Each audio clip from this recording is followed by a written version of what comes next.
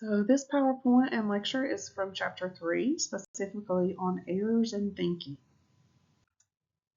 A quote I like is, "He who thinks great thoughts often makes great errors." Sometimes we think our thoughts are perfect, but we often make a lot of errors in our thinking. So let's look at some of those. The first is the confirmation bias, which is we tend not to seek information that might disprove what we believe. We're very eager to verify our beliefs, but less inclined to seek evidence that might disprove our beliefs.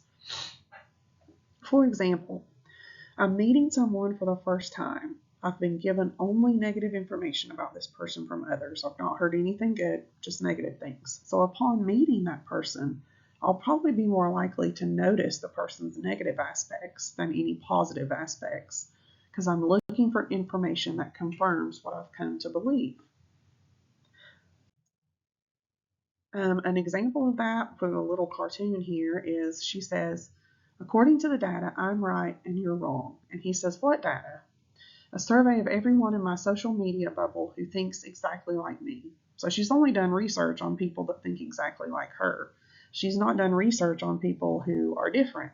We tend to look for information again that confirms what we believe. Next is the overconfidence bias. Overconfidence bias is a tendency to hold a false and misleading assessment of our skills, intellect, or talent. In short, it's an egotistical belief that we're actually better than we are. So we're overconfident, essentially. We think we're better than we are. If you look at the little cartoon on the left here, overconfidence affects tendency to overestimate our knowledge, ability, or performance. And I don't know if you can, I apologize, that's a pretty little cartoon, but if you can see it, the one on the left says, "Who needs a mechanic? I got this." And the other side, he realizes, maybe I didn't know as much as I thought. So we tend to overestimate what we think. So a tip at the bottom, be teachable. Realize that you're not always right. Sometimes we're wrong, which can be hard to admit, but try and take into account that you might not always be right. The next error in thinking is the representative heuristic. So let's first define a heuristic. Heuristics are mental shortcuts that allow people to solve problems and make judgments quickly and efficiently. So what's the representative heuristic? The representative heuristic is a mental shortcut that we use when estimating probabilities. When we're trying to determine how likely a certain event is, we often make our decision by assessing how similar it is to something we already know or an existing mental prototype. So let's look at an example because that's a lot to take in there. So let's say you're going to a concert with your friend Sarah. She also invited her two friends, John and Adam, whom you've never met before. You know that one is a mathematician while the other is a musician. When you finally meet Sarah's friends, you notice that John wears glasses and is a bit shy, while Adam is more outgoing and dressed in a band t-shirt and ripped jeans. Without asking, you just assume that John must be the mathematician and Adam must be the musician. However, you later discover that you were mistaken. Adam does math and John plays music. Thanks to the representative heuristic, you guessed Adam and John's jobs based on stereotypes surrounding how these careers typically dress. This reliance caused you to ignore better indicators of their professions, such as simply asking them what they do for a living. So essentially, you used previous information and stereotypes that you had in your brain to go ahead and judge people based on what they look like instead of simply asking. So that's a good example of the representative heuristic. Next, the availability heuristic says the more easily we recall something, the more likely it seems. Look at the little graph to the left. Again, the availability heuristic, the tendency to estimate the likelihood or importance of something based on how easily we can think of an example. So the little circle is a representation of all the information, the red circle, and the blue circle is the information that's most available to you. It's either the most recent information you've heard, it's the information that has produced the most emotion, or is vivid. So that's the information we look at when trying to make a decision, but we really don't take in all information. For example, I saw a plane crash on the news. Flying is dangerous. I'll never do it again.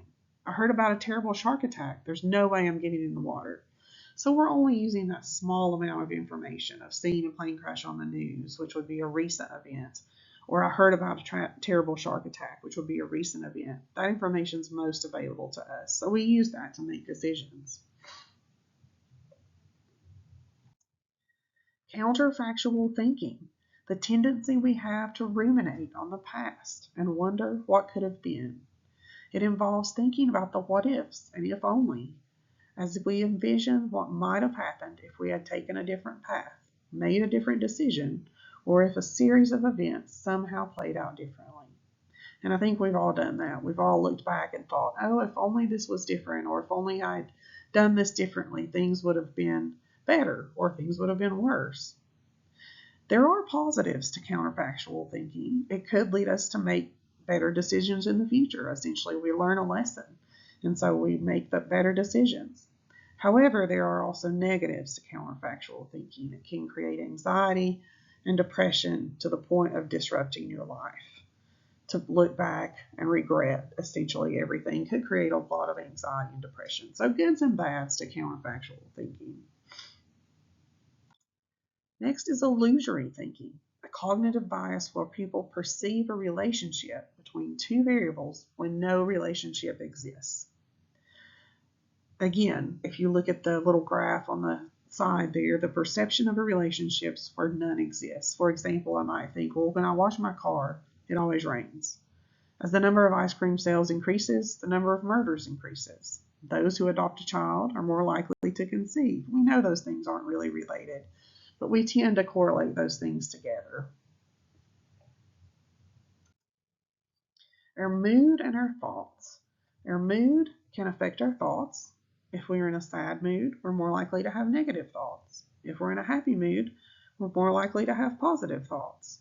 And I think the diagram on the right, which I've probably shown you all before, is a great example of how our thoughts and our feelings and our behavior are all interconnected. And that's a core idea in psychology, I think, is that your thoughts and the way you feel and the way you act are all connected. They all affect each other. So finally, I'd like to leave you with a quote. Once you replace negative thoughts with positive ones, you'll start having positive results.